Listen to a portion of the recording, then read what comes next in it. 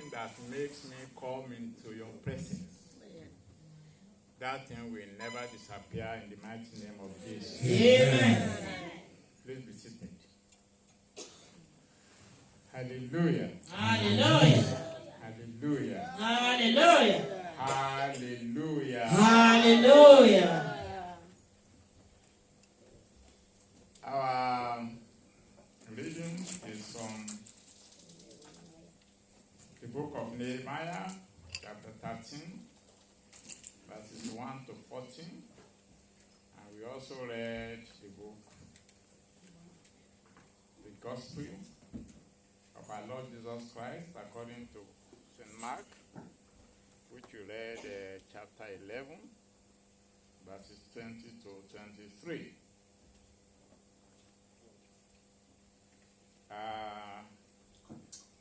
We will dwell mainly on the first text and then move on to the second. The first one, the book of Nehemiah, is part of a book of history that relates to the children of Israel who returned from captivity in Babylon, as the Lord has said. The Lord said they will be carried into captivity. They will stay in captivity for 70 years in Babylon, but after captivity, they will be brought back. At this point in time, the period of captivity was already over. And some of them have already come. They came in stages. They did not all come once back to Jerusalem.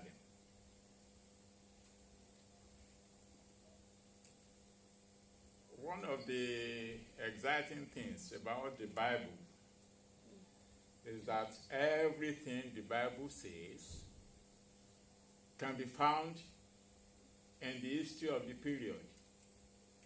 The kings mentioned, so it lends authority to the words of the Bible.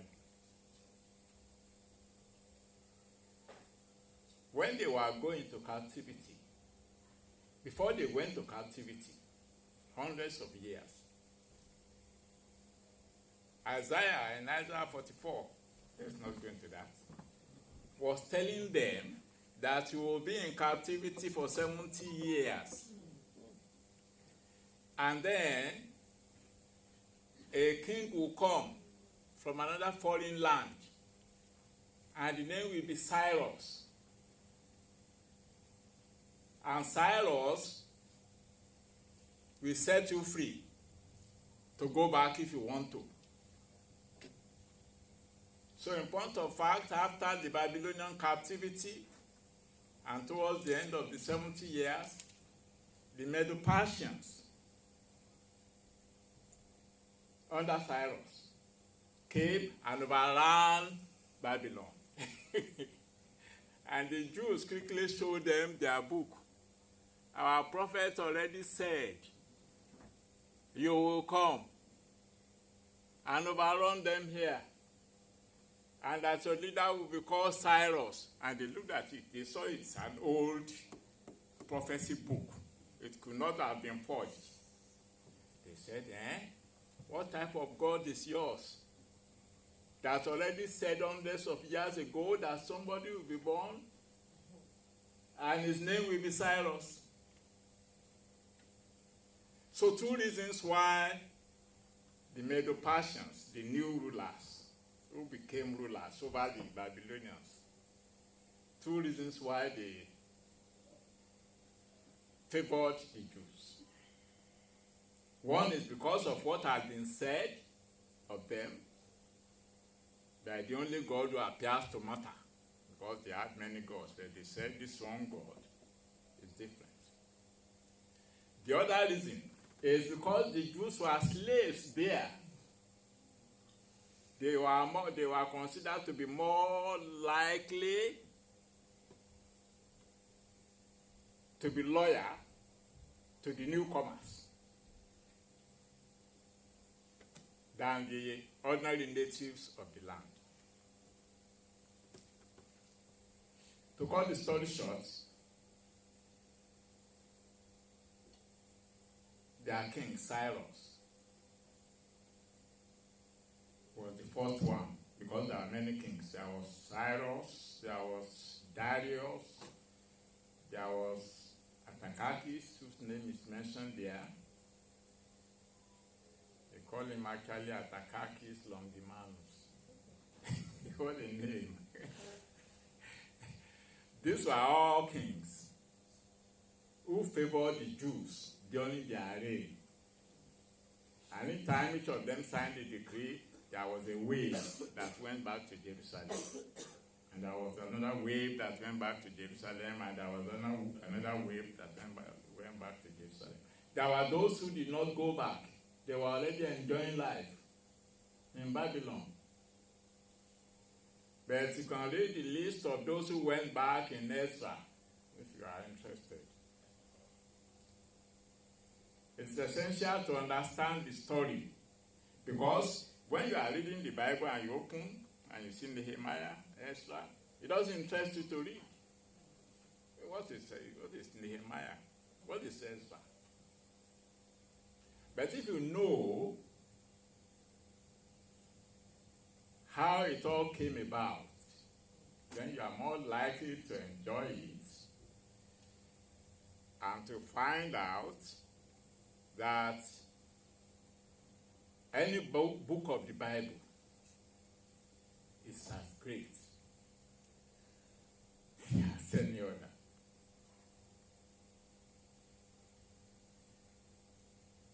The book of Nehemiah deals with what Nehemiah did, which was to build the wall. That was his own duty. Ezra, if you read Ezra, you find that he's talking more of matters in the temple and the objects that were returned. You find that in Ezra 1, because when the Babylonians sacked Jerusalem, they removed vessels of gold, all vessels from the temple. They removed them to Babylon. They carried them to Babylon. Cyrus said, all these vessels, return them back to serve your God. Hallelujah. Hallelujah. And they were returned. If you want to know about that, then it is the book of Esther that you will read. Because Esther dealt with the temple, mode of worship, how to restore it properly, that sort of thing. But as for Nehemiah was concerned with the building of the walls and establishing civil authority. Because the enemies were around about them. So it's no use returning to Jerusalem if there was no wall. So the wall had to be built around the city. A very difficult job indeed. So they started to build the temple. What will interest you is as they started to build, enemies arose who said the walls must never be built. They started to report them to the powers that be back in Babylon, saying if you allow them to build the wall, they will revolt against you. But God is wonderful. God did not listen to that sort of report that they were making against the children of God. Nehemiah 13, verses 1 and 2. On that day, they read in the book of Moses. They read in the book of Moses. In the audience of the people. In the audience of the people. And therein was found written. And therein was found written that the Ammonites. That the Ammonites. And the Moabites. And the Moabites. Should not come to the congregation They should not of God come to the congregation of the Lord forever. Forever. Verse 2. Because they met not the children of Israel. Because they did not meet the children of Israel. With bread and with water. With bread and water when they were passing by.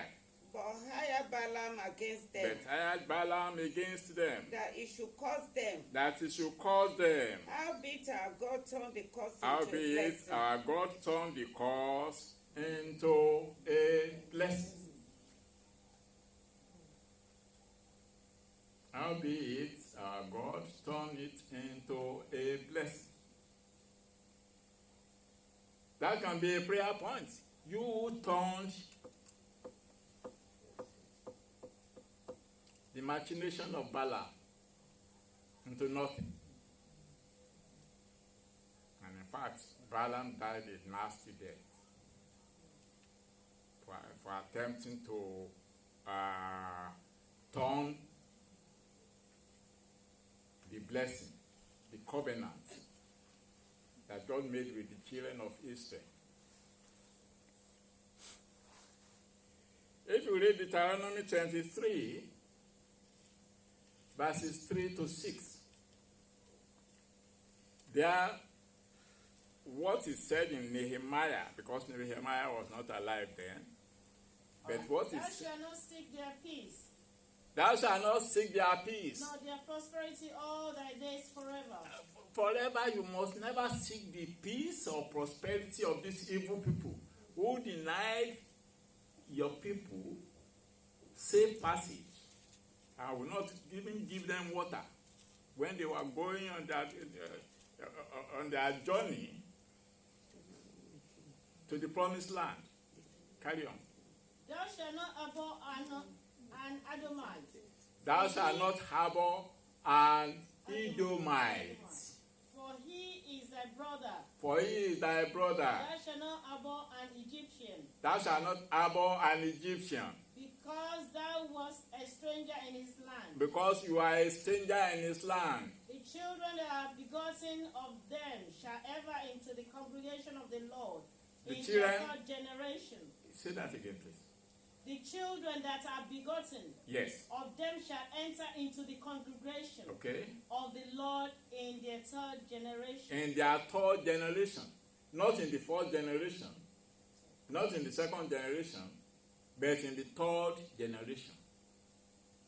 Anyway, thank you. So that is where verses 1 and 2 came from. From God's disenchantment with the Ammonites, with the Ashdodites,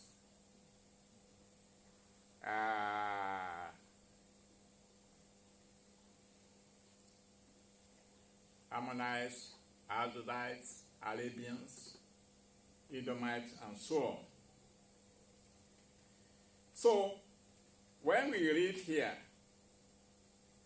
that Sanballat and Tobiah were very foremost in wanting to destroy what the Jews were building. They were not even supposed to ever enter the temple in the first instance, which was double abomination for them.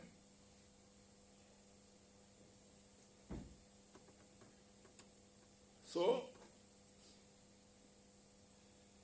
Eliashib, the priest, got roped in by evil people.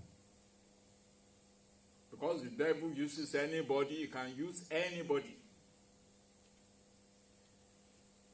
if you can understand that, verse 4, Eliashib the priest, having the oversight of the chamber of the house of our God, having the oversight of the temple, was allied unto Tobiah, became a friend of Tobiah.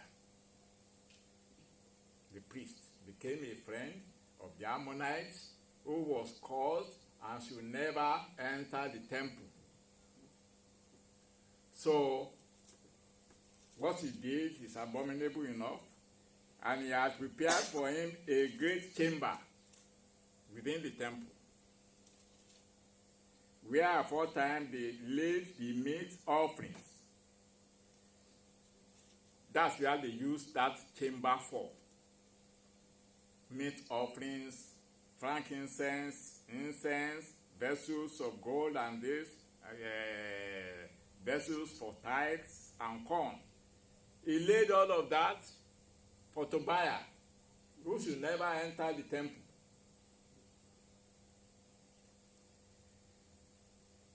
And in verse 7, And I came to Jerusalem. And I came to Jerusalem. And understood of the evil. And understood of the evil. That Eliashib did for Tobiah. That Eliashib did for Tobiah. In preparing him a chamber in the court of the house of God. Thank you. We have to be very, very careful.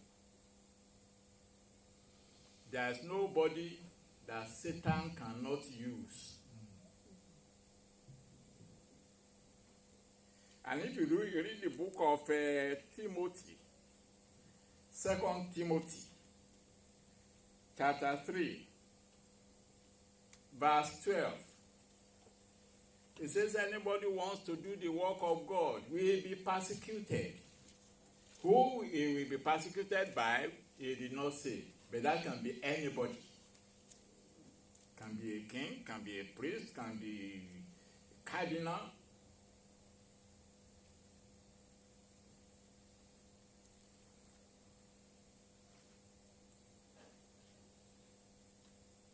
Verse 10. And I perceive that the portions of the Levites are not been given to them. In all the confusion, when you have a priest who is allied to an enemy of God, you can understand why the Levites were not taken care of. So many Levites have fled. So, and I perceive that the portions of the Levites had not been given to them. For the Levites and the singers that did the work were fled, every one to his field.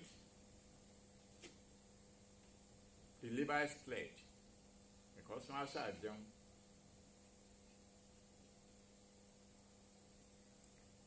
But in all this, what did you do? If you are in a position and things are not going well, what the average Nigerian does is talk about it. Everybody talks. Everybody criticizes. And then life goes on. What he did is found in verse 11. Then contented I with the rulers. I confronted the rulers. He was not afraid of the rulers, of the powers that be. And said, why is the house of God forsaken? I imagine he said it very boldly. And they might have been saying, who are you, right? For you to be able to talk like that. But the Yoruba say, pé ẹni tó rán ni níṣẹ́ là ń bẹ̀rù. Bẹ̀rù ẹni tó á jẹ fún. That must have caused been the death of many people though. Ẹni ẹgbàá láti wá sọ yẹn fún mi. Then contended I with the rulers. and said, Why is the house of God forsaken? And I gathered them together and set them in their place. Then brought all of Judah the tithes of the corn and the new wine and the oil unto the treasuries. And I made treasures over the treasuries. Shelemiah the priest, and Zadok the scribe, and of the Levites, Pedaiah, and next to them was Hanan the son of Zaccur. So he established what you might call something like civil authority, along with the building of the wall. He prayed for himself, verse 14. And that's a prayer you can say for yourself when you are doing God's work. And you remind God, as Nehemiah prayed when he did your work.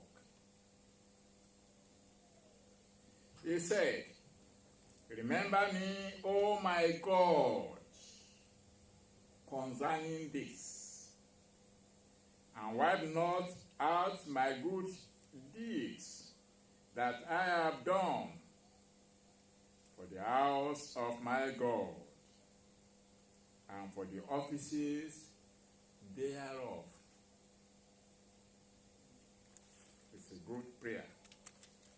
If you go back, you see many things that happened. The enemies were so serious about their objects, about their mission, that they were planning to attack them physically from doing the work. And the children of Israel asked to, Nehemiah had to ask them, the people who are working, to have weapons with them on site. So as they were building, they had their weapons around, just in case they were attacked.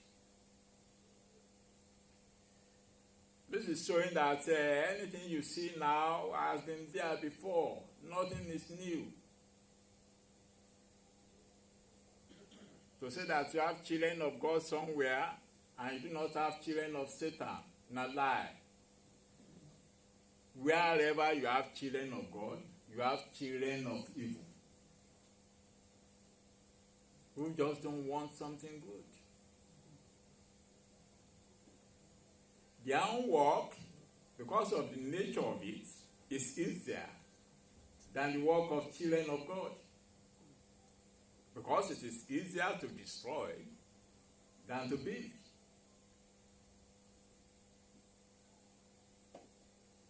But we find, if you read the book of Nehemiah,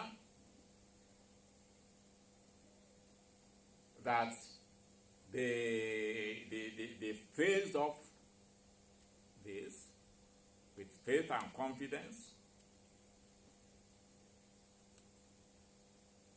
with prayer,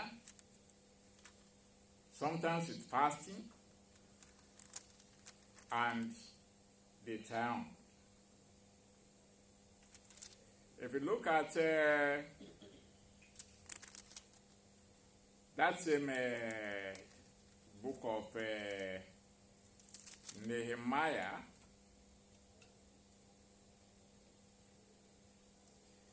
Nehemiah 1:10.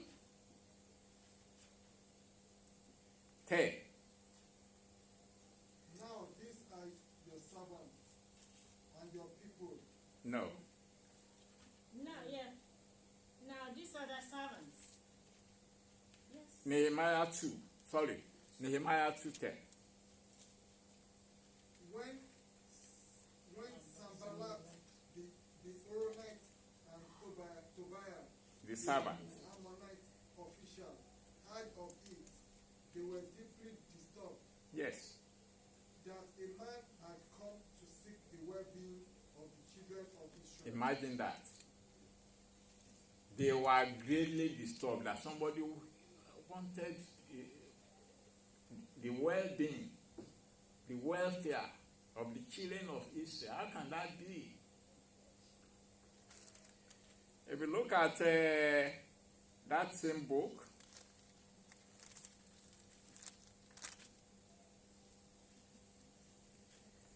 Nehemiah 4, verse 7 to 8. Now it happened Yes. when Sanballat, Tobiah the Arabs, And the Arabians. the Ammonites, Yes. and the Ashdodites Yes. heard that the walls of Jerusalem were being restored, and the gaps were beginning to be closed, Yes. that they became They were very angry, very sad. How can you be building the walls? Let the walls lie in decay. and all of them conspired together Yes. to come and attack Jerusalem Yes. and create confusion. Good. You can see the extent to which the enemy, the Satan, will go. There is one song. Wọ́n gbé wa níjà o, ọ̀tá ló yí wa ká o. Those people who are represented there were the Samaritans to the north of Jerusalem. The Arabians to the south. The Ammonites to the east. And the Ashdodites to the west. So they were completely encircled by enemies.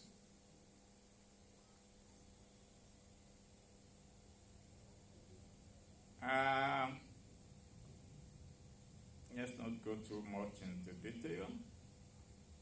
Verse 9, chapter 4. Nevertheless, We made our prayers unto our God yes, and set a watch against them yes, day and night because of them. yes.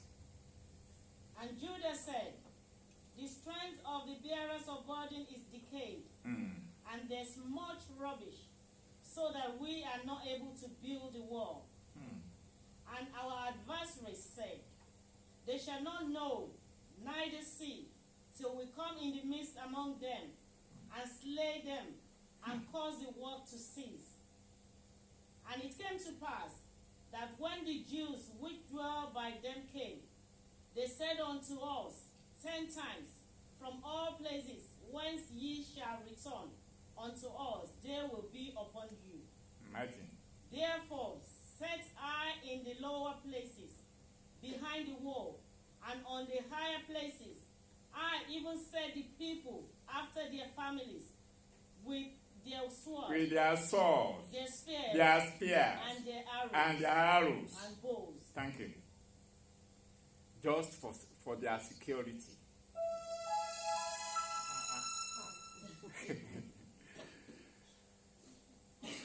And it came to pass, verse 16. And it came to pass, Yeah? when the enemies heard that it was known unto us, and God had brought their counsel to naught, Yes. that we return all of us to the wall, every one unto his work. Yes. And it came to pass, from that time forth, that the half of my servants wrought in the work, and the other half of them held both the spears, Yes. the shields. So as they were and laying the bows. bricks with one hand, they held the sword with another. Hallelujah. Hallelujah. Aláyọ̀ tí máa yọ̀ dé. Aláyọ̀ tí máa yọ̀ dé. Máa yọ̀ dé o. Àwọn ẹ̀kú sáyọ̀. Àwọn ọmọ ẹ̀kú sáyọ̀. Ẹ̀kú sáyọ̀. Hallelujah, Lórí wa yóò jẹ́ àtò etí náà. Hallelujah. Hallelujah. So the long and short of of it is, if you want to do God's work, you've got to learn to persevere, to endure.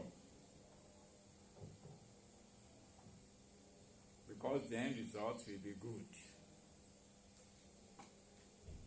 You've got to expect that the evil, the Satan, the evil one, will not want that work to be done. If you want to do God's work, there will be people who will be saying, is he the only person there? They will blackmail you. They will try to weaken your hand. If you are a child of God, the lesson from Nehemiah is you must not listen, but move forward, because that is where your reward is. Hallelujah. Hallelujah. Then that takes us to the short passage in the book of Mark, where Jesus Christ caused a fig tree that was not yielding fruits, but had so much leaves.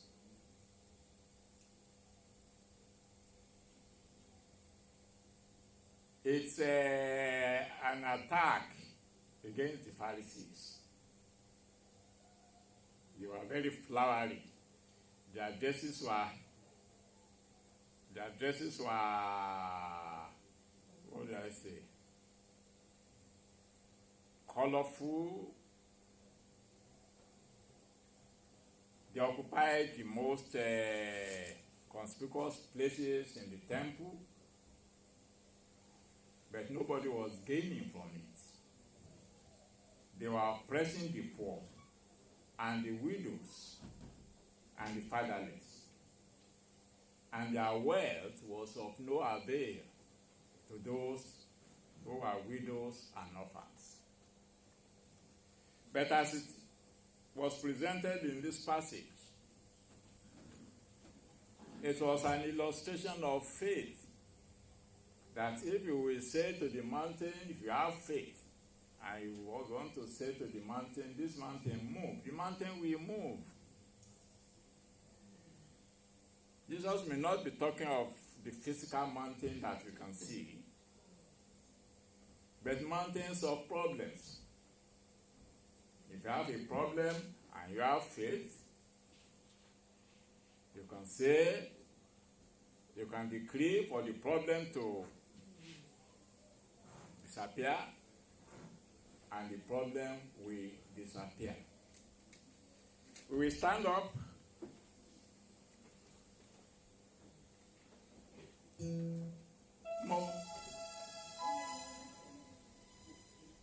Mo gba ọgbọ́ ọkàn fọkàn.